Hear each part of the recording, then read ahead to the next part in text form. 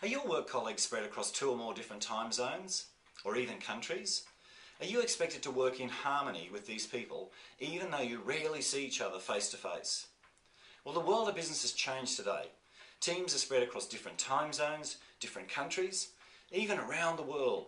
But you know what? They're still expected to work and work efficiently. If you're a manager of a virtual team today, then here's 3 simple things you need to know. This 3-step model will help you manage your virtual team way more successfully. Step 1, have a shared vision and common goals. Step 2, you need good communication amongst the team. Step 3, have the right person in the right job.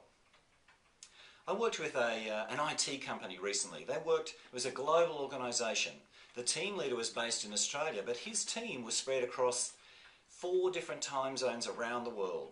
So he had people in Singapore, in India, in the UK, and on both sides of the US working for him. So I sat down with him and I walked him through my 3-step model and helped him get on top of managing his team.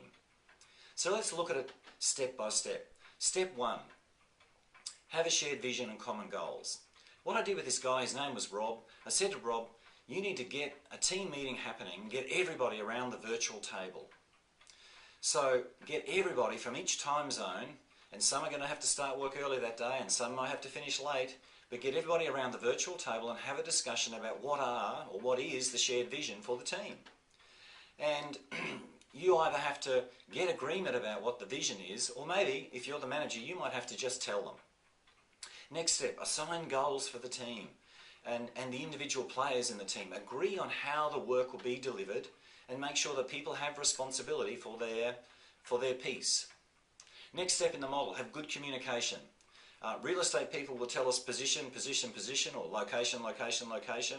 Well, good team managers know communication, communication, communication.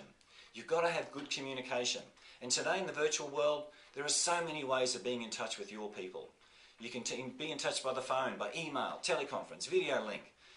We've got some fantastic programs on computers now, Skype for example, where you can talk to each other for free anywhere around the world and see each other face to face whilst you're talking.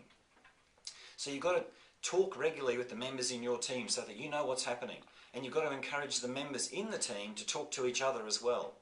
With my client Rob, he set up a system where at the end of each shift, as the handover went from time zone to time zone, there was a briefing meeting to let the next time zone know what had happened in the previous hours of the day, so that the work could continue through the night, through the day, on a 24/7 cycle.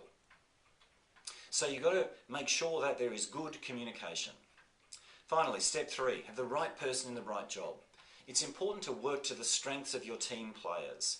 Make sure that you know what are the likes and dislikes of your people. What are they good at? What are they not so good at? And try and assign work based around those strengths and weaknesses.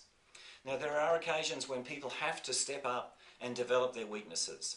But there are also occasions when we can assign work and we know it's going to get done quicker, sharper, faster by someone who loves doing that kind of thing.